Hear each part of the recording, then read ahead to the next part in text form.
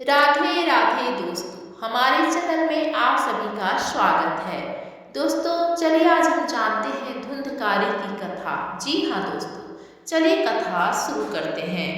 Friends, Tungabhadra नदी के तट पर एक नगर था जहाँ आत्मदेव नामक एक ब्राह्मण रहते थे। वे समस्त वेदों के ज्ञाता थे और उनका तेज सूर्य के समान था। उनके द्वार से कभी कोई भिक्षु खाली हाथ नहीं लौटा। उनकी पत्नी का नाम धुंधुली था, जो सुंदर तो थी लेकिन स्वभाव से झगड़ालू थी। धुंधुली अक्सर झगड़े के लिए बातें करती, पर आत्मदेव शांत रहते थे। जब भी आत्मदेव घर लौटते, घर में केवल कलह और अशांति होती, जिससे उन्हें घर एक बड़े नरक जैसा लगने लगा। समय के साथ आत्मदेव वृद्ध हो गए, लेकिन उन्हें कोई संतान नहीं हुई। उन्होंने बड़े बड़े पुण्य कर्म किए और खूब दान पुण्य किया, फिर भी उन्हें संतान नहीं हुआ। आत्मदेव चिंता में डूब गए कि अगर उनकी संतान नहीं हुई तो उनका पिंडदान कौन करेगा। उन्होंने हर संभव प्रयास कर लिया, लेकिन सब व्यर्थ रहा। एक दिन आत्मदेव जी ने सोचा कि वे जंगल में जाकर अपने प्राण त्याग देंगे, क्योंकि घर में कलह थी और संतान भी नहीं थी। उन्हें जीवन व्यर्थ लगने लगा और वे जंगल की ओर चल पड़े। उसी समय एक महान संत प्यास बुझाने के लिए एक सरोवर की ओर जा रहे थे। आत्मदेव जी संत के पास पहुंचे, उन्हें प्रणाम किया और हाथ जोड़कर खड़े हो गए। संत ने पूछा, तुम्हारी चिंता क्या है? तुम ब्राह्मण लगते हो, क्योंकि तुम्हारे चेहरे पर तेज है, लेकिन तुम बहुत दुखी दिखाई देते हो। आत्मदेव जी ने उत्तर दिया, महाराज, मैं अपने जीवन से निराश हो चुका हूँ। मेरे पास संतान नहीं है। अब मेरे पितरों का पिंडदान कौन करेगा? यहाँ तक कि मेरी गाय भी बछड़ा नहीं देती। अब मैं अपने प्राण त्यागने के लिए जंगल में आया हूँ। यह सुनकर संत ने अपनी दिव्य दृष्टि से आत्मदेव जी का भाग देखा और बोले, आत्मदेव, पुत्र का मुंह छोड़ दो। मैं देख रहा हूँ कि तुम्हारे भाग्य में एक नहीं 7 जन्मों तक संतान का योग नहीं है। भजन करो और संतान की इच्छा त्याग दो। आत्मदेव जी ने कहा, मुझे उपदेश मत दीजिए, मुझे केवल पुत्र चाहिए। अगर मुझे पुत्र नहीं मिला तो मैं आपके सामने ही अपने प्राण त्याग दूंगा। आत्मदेव जी का आग्रह देखकर संत ने कहा, विधाता के लेख को कोई मिटा नहीं सकता, लेकिन तुम्हारी प्रार्थना को देखकर मैं कुछ कर सकता हूँ। संत ने योग बल से एक फल प्रकट किया और कहा, यह फल अपनी पत्नी को खिला देना, इससे एक ज्ञानी पुत्र का जन्म होगा। यह सुनकर आत्मदेव जी अत्यंत प्रसन्न हुए और उन्होंने वह फल अपनी पत्नी धुंधुली को दिया। धुंधुली ने कहा, फल तुरंत थोड़ी खाया जाता है, नहा धोकर खाया जाता है। यह फल मुझे दे दो और आप निश्चिंत हो जाओ। धुंधुली का स्वभाव क्रूर और कुटिल था। उसने अपनी बहन को बुलाया और रोते हुए कहने लगी, बहन, मुझे बड़ी चिंता हो रही है। आत्मदेव जी यह फल लाए हैं, जिससे गर्भ ठहरेगा। सुना है गर्भधारण और बच्चे के जन्म के समय बहुत कष्ट होता है। यह समय सहन नहीं कर पाऊंगी। उसकी बहन ने कहा, मैं भी गर्भवती हूँ, तुम ऐसा करो, मेरे पति को धन दे दो और गर्भवती होने का नाटक करो। जब जब मेरा बच्चा होगा तो मैं उसे तुम्हारे घर पहुँचा दूंगी। फिर मैं कह दूंगी कि मेरा बच्चा मर गया। धुंधुली इसके लिए सहमत हो गई। उसकी बहन ने यह भी कहा, जो फल लाए हो उससे पहले गाय को खिला दो, ताकि उसकी परीक्षा हो सके। जैसा उसकी बहन ने कहा, धुंधुली ने ठीक वैसा ही किया। उसने वह फल गाय को खिला दिया और गर्भवती होने का नाटक शुरू कर दिया। जैसे ही उसकी बहन के यहाँ बच्चा हुआ, धुंधुली ने घोषणा कर दी कि उसे पुत्र की प्राप्ति हुई है। आत्मदेव जी अत्यंत प्रसन्न हो गए। उन्हें इस बात का अंदाजा नहीं था कि घर में क्या षड्यंत्र रचा जा रहा है। वे तो बस यह मानकर सुखी थे कि संत द्वारा दिए गए फल से उनका पुत्र जन्मा है। 3 महीने बीत गए और इसी बीच गाय ने भी एक संतान को जन्म दिया। वह संतान मनुष्य के शरीर के आकार की थी, लेकिन उसके कान गाय जैसे थे। वह सुंदर, दिव्य और स्वर्ण जैसी कांति से दमकता हुआ था, जो योग बल का परिणाम था। आत्मदेव जी की खुशी का ठिकाना न रहा। घर में एक नहीं 2 बालकों का जन्म हुआ, एक उनका पुत्र और दूसरा गाय की संतान। चूंकि गाय की संतान के कान गाय जैसे थे, आत्मदेव जी ने उनका नाम को कर्ण रखा। दूसरी ओर धुंधुली ने अपनी क्रूर मानसिकता के अनुरूप बिना किसी शास्त्रीय विधि के अपने पुत्र का नाम धुंधकारी रख दिया। कुछ समय व्यतीत हुआ और गोकर्ण और धुंधकारी दोनों युवा हो गए। गोकर्ण ने वेदों का ज्ञान प्राप्त किया और धर्म के मार्ग पर चलने वाला महान ज्ञानी और महात्मा बना। इसके विपरीत धुंधकारी ने अपनी दुष्ट प्रवृत्तियों को और बढ़ावा दिया। उसके अंदर पवित्रता का कोई नामो निशान नहीं था। उसका आचरण अत्यंत बुरा था। वह पशुओं की तरह खान पान करता, क्रोध में आग बबूला हो जाता, गंदी वस्तुओं और आदतों से प्रेम करता और हिंसा में लिप्त रहता। धुंधकारी का स्वभाव बचपन से ही आक्रामक और हिंसक था। चोरी करना, द्वेष करना और दूसरों की संपत्ति को नुकसान पहुंचाना उसका रोजमर्रा का काम बन गया था। धीरे धीरे उसने मांस खाना भी शुरू कर दिया। उसकी संगति और भी खराब होती गई और वह व्यभिचार में लिप्त हो गया। वैश्याओं के संपर्क में आकर उसने घर की सारी संपत्ति उन पर लुटा दी। एक दिन आत्मदेव जी ने धुंधकारी से कहा, तुम्हारे आचरण इतने दुष्ट हो गए हैं कि ऐसा लगता है तुम हमारे सर्वनाश के लिए जन्मे हो। यह सब क्यों कर रहे हो? इस पर धुंधकारी क्रोधित हो गया और उसने अपने पिता आत्मदेव जी की बेरहमी से पिटाई कर दी। उसी क्षण आत्मदेव जी को संत की वह बात याद आ गई जिसमें उन्होंने कहा था कि तुम्हारे भाग्य में पुत्र सुख नहीं है। आत्मदेव जी को पीटते देख धुंधली ने कुछ दया दिखाने की सोची और अपने पति को बचाने के लिए आगे आई, लेकिन धुंधकारी ने उसकी भी बुरी तरह पिटाई कर दी। धुंधकारी ने घर की सारी संपत्ति, जेवर और यहाँ तक कि बर्तन तक बेच दी और श्राप पर लुटा दी। सब कुछ खत्म हो गया तो खाने को भी कुछ नहीं बचा। धुंधली रो रो कर कहने लगी, इससे तो अच्छा होता कि मैं बाँझ ही रह जाती। अब मैं कहाँ जाऊँ? कौन मेरी मदद करेगा? इतनी बड़ी विपत्ति आ गई है कि न खाने को है न पीने को है। धुंधकारी हर रोज हमें पीटता है। आत्मदेव जी बैठे बैठे यह सोच कर रोने लगे, काश मैं संत की बात मान लेता। तभी गोकर्ण जी आए और बोले, पिताजी, आपके जैसा विद्वान पुरुष के लिए इस प्रकार का शोक करना उचित नहीं है। आप शास्त्रों के ज्ञाता हैं, फिर भी इस रूप मोह में फंसकर एक अज्ञानी की तरह क्यों रो रहे हैं? संसार के बंधनों को छोड़िए और वन में जाकर भगवान का चिंतन करते हुए अपना जीवन व्यतीत कीजिए। गोकर्ण जी के वचन सुनकर आत्मदेव जी वन में जाने के लिए सहमत हो गए। उन्होंने कहा, मुझे समझ नहीं आता कि भगवान की प्राप्ति कैसे करूं। गोकर्ण जी ने उत्तर दिया, संतों का संग और सेवा करो। संतों के संग और उनकी कृपा से आप भी महात्मा बनेंगे। भगवान की कथा और लीला सुनो, यही मार्ग आपको नित्य भगवत धाम की प्राप्ति कराएगा। आत्मदेव जी ने घर छोड़कर वन की यात्रा और दिन रात भगवान का चिंतन करते हुए निरंतर नाम जप किया। उनके इस तप और भक्ति के प्रभाव से उन्हें श्री कृष्ण भगवान की प्राप्ति हुई, जैसा कि गोकर्ण जी ने उन्हें उपदेश दिया था। जब आत्मदेव जी वन में चले गए तब धुंधकारी को और अधिक स्वतंत्रता मिल गई। उसने अपनी क्रूरता बढ़ा दी और एक दिन धुंधली को बेरहमी से लाठी और डंडे से मारते हुए कहा, बता, धन कहाँ छिपा है? धुंधकारी ने घर में जितना भी धन बचा था सब लुटा दिया। एक दिन उसने जलती हुई एक लकड़ी से धुंधली को मारते हुए फिर से धन का पता पूछा। धुंधली, जो रोज रोज की तरह मारपीट से तंग आ चुकी थी, किसी तरह भागी और कुएं में कूदकर आत्महत्या कर ली। इस प्रकार धुंधली दुर्गति को प्राप्त हुई, जबकि उनके पति आत्मदेव जी को भगवान श्री कृष्ण की प्राप्ति हुई।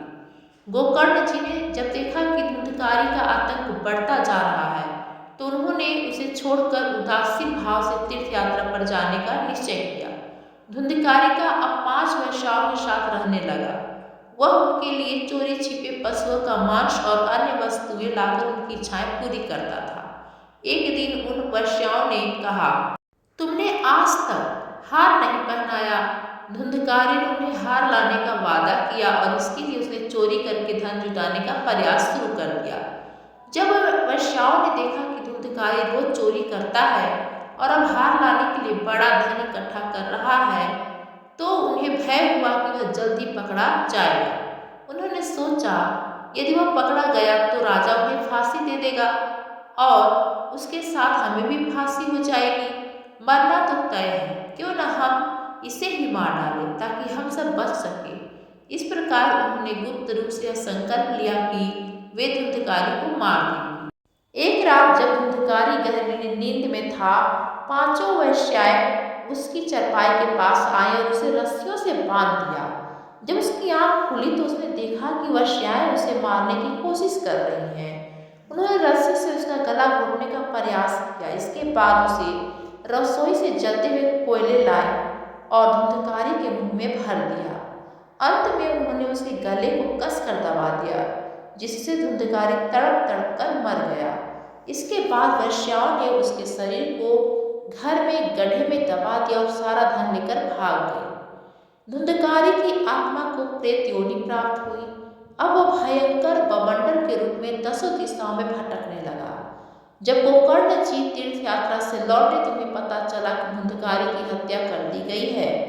उन्होंने धुंधकारी की आत्मा की शांति के लिए पिंडदान किया और तीर्थों में मंत्र अनुष्ठान किए। जब गोकर्ण जी अपने पिता आत्मदेव के घर लौटे तो उन्होंने महसूस किया कि धुंधकारी की आत्मा जो प्रेत बन चुकी थी वही मंडरा रही थी। धुंधकारी ने गोकर्ण जी को देखते ही प्रकट होकर मदद की आशा से इशारा किया। वह पहले भेड़ के रूप में आया, फिर भैंस और अंत में इंद्र के रूप धारण किए। गोकर्ण जी जो ज्ञानी महात्मा थे तुरंत समझ गए कि यह प्रेत आत्मा है, क्योंकि यह विचित्र रूप धारण कर रहा था। उन्होंने बिना डरे पूछा, तू कौन है? ये नाटक क्यों कर रहा है? तुझे इस दुर्गति को क्यों प्राप्त होना पड़ा? प्रेत रूप में धुंधकारी चिल्ला चिल्ला कर रो रहा था, लेकिन एक शब्द भी नहीं बोल पा रहा था। गोकर्ण जी ने समझ लिया कि भारी पापों के कारण वह बोलने में असमर्थ है। उन्होंने जल लिया और मंत्रों का जाप कर धुंधकारी के ऊपर फेंका। जैसे ही जल गिरा धुंधकारी बोलने योग्य हो गया। उसने कहा, भैया, मैं आपका भाई धुंधकारी हूँ। मेरी बहुत दुर्गति हो गई है, मुझे भारी कष्ट हो रहा है। मैं अपने जीवन में बहुत पाप किए हैं, अब मैं पश्चाताप कर रहा हूँ। उन वेश्याओं ने मुझे तड़पा तड़पा कर मार डाला। अब मैं प्रेत योनि में भटक रहा हूँ, भूखा प्यासा हूँ, खा पी नहीं सकता। आप कृपा करके मेरा उद्धार करें। गोकर्ण जी ने कहा, मैंने तो तुम्हारे लिए श्राद्ध किया था, तीर्थों में अनुष्ठान भी किया, फिर तुम्हारा प्रेत योनि से उद्धार क्यों नहीं हुआ? धुंधकारी ने उत्तर दिया, भैया, सैकड़ों बार श्राद्ध करने से भी मेरा उद्धार नहीं हो सकता। मैं बहुत बड़ा पापी हूँ, मैंने बड़े बड़े पाप किए हैं। गोकर्ण जी ने कहा, अगर सैकड़ों बार श्राद्ध करने से भी तुम्हारी मुक्ति नहीं हो सकती तो तुम्हारी मुक्ति असंभव है। धुंधकारी ने विनती की, भैया, मैं आपके चरणों में पड़ा हूँ, कृपा करके मेरा उद्धार करें। गोकर्ण जी ने उसे घर से बाहर निकलने के लिए कहा, तुम अभी इस घर से जाओ और मैं जब बुलाऊं तब तुम आ जाना। धुंधकारी गोकर्ण जी की आज्ञा पाकर घर से बाहर चला गया और इधर उधर भटकने लगा। गोकर्ण जी ने रात भर विचार किया कि धुंधकारी का उद्धार कैसे हो सकता है। जब सुबह हुई गोकर्ण जी ने विद्वानों से सलाह ली। कई लोगों ने शास्त्रों का हवाला देकर उपाय सुझाए, लेकिन कोई ठोस हल नहीं मिला। गोकर्ण जी तपस्वी थे। उन्होंने सोचा, औरों से पूछने की बजाय सीधे भगवान सूर्य से पूछना चाहिए। अपनी भक्ति और श्रद्धा के साथ उन्होंने मंत्रों का उच्चारण करते हुए सूर्य भगवान की गति को रोक दिया और उसे पूछा, धुंधकारी का उद्धार कैसे हो सकता है? सूर्य देव ने गोकर्ण जी की प्रार्थना सुनी और कहा, श्रीमद् भागवत का नियम पूर्वक 1 सप्ताह तक पाठ कराओ, 7 दिन में उसकी मुक्ति हो जाएगी। सूर्य भगवान की आज्ञा मानते हुए गोकर्ण जी ने निर्णय लिया कि वे सब भागवत कथा सुनाएंगे और धुंधकारी का उद्धार करेंगे। कथा का समय तय किया गया और जब लोगों ने सुना कि भगवान की कथा से सभी पापों का नाश हो जाता है तो पापी और पुण्यात्मा सभी कथा सुनने के लिए आए।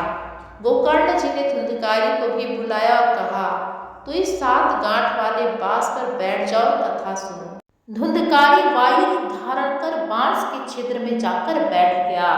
गोकर्ण जी ने एक वैष्णव को मुख्य श्रोता बनाकर स्पष्ट स्वर में भागवत कथा सुनानी प्रारंभ की।